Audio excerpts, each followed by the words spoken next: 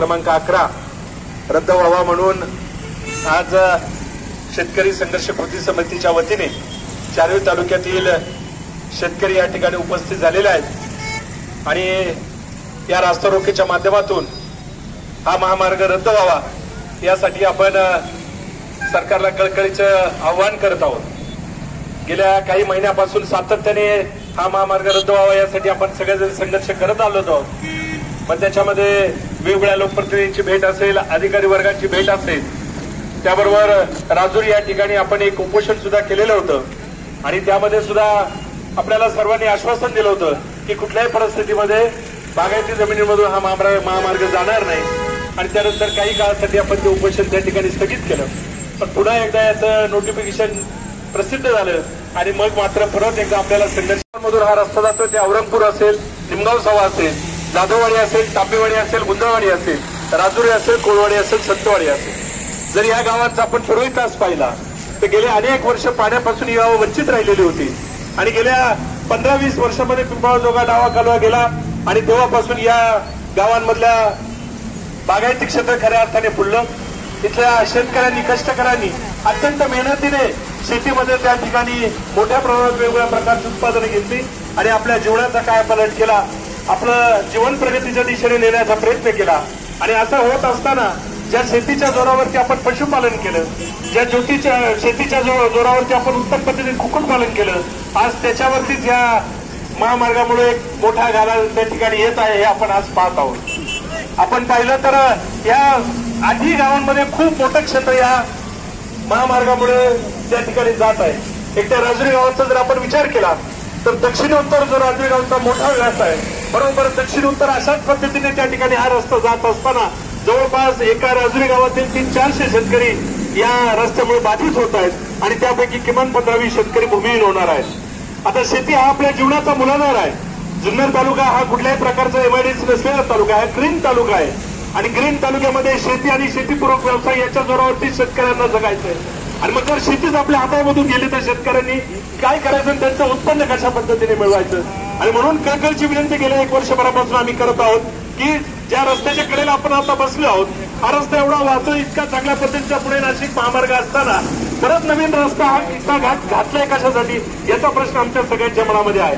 पण हे जेव्हा नवीन रस्ते होतात त्यावेळेला समृद्धी महामार्गासारखे जेव्हा जमिनीपासून 20-25 फुटापासून उंचीवरून हे रस्ते होतात, त्या रस्त्याचा कुठल्याही प्रकारचा फायदा किंवा लाभ त्या परिसरातील कोणत्याही शेतकऱ्यांना होत नाही।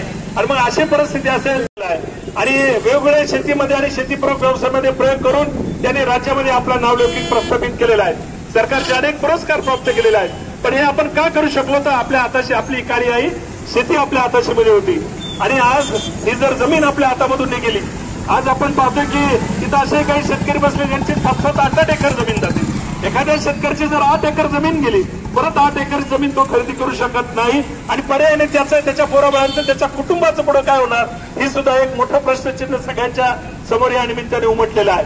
आणि म्हणूनच आपण सातत्याने गेल्या 1 वर्षापासून बाळासाहेब आवटी यांच्या नेतृत्वाखाली आपण सातत्याने संघर्ष करत आलेलो आहोत की या रस्त्याची 100% आवश्यकता नाही।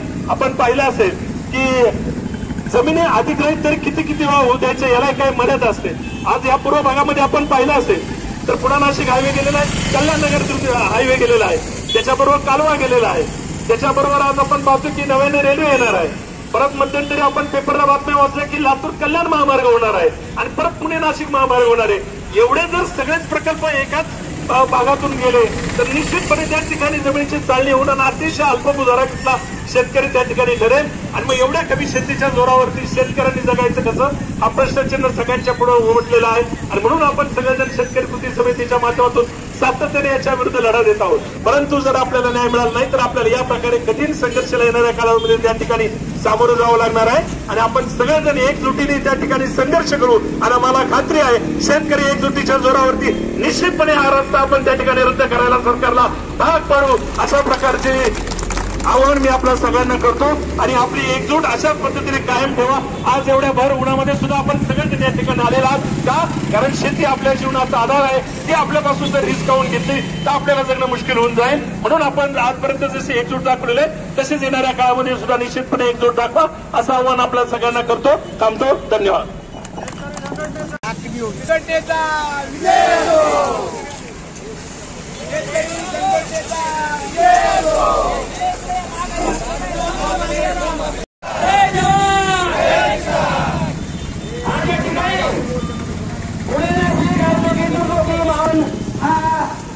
महामार्ग येथून जात आहे।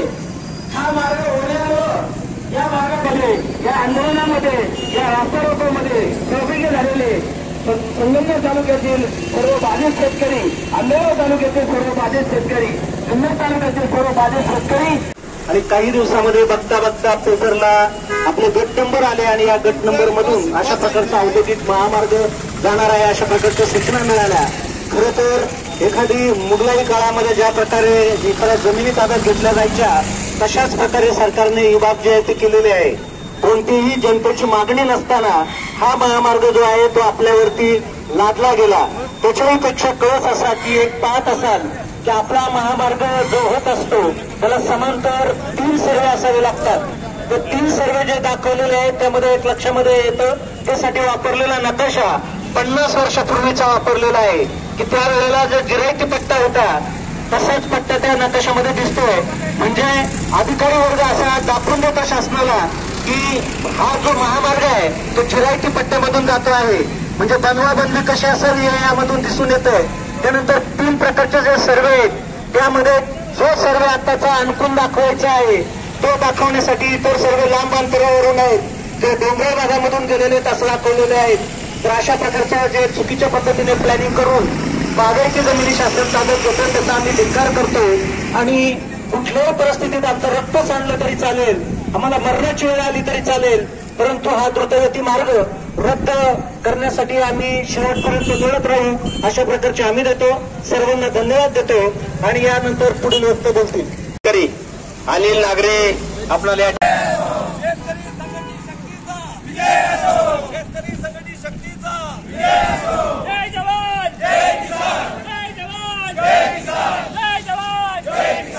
छत्रपती शिवाजी महाराज की, छत्रपती संभाजी महाराज की।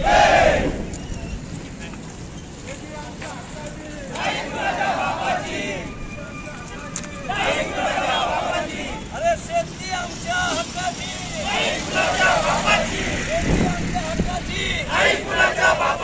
शेतकरी राजा।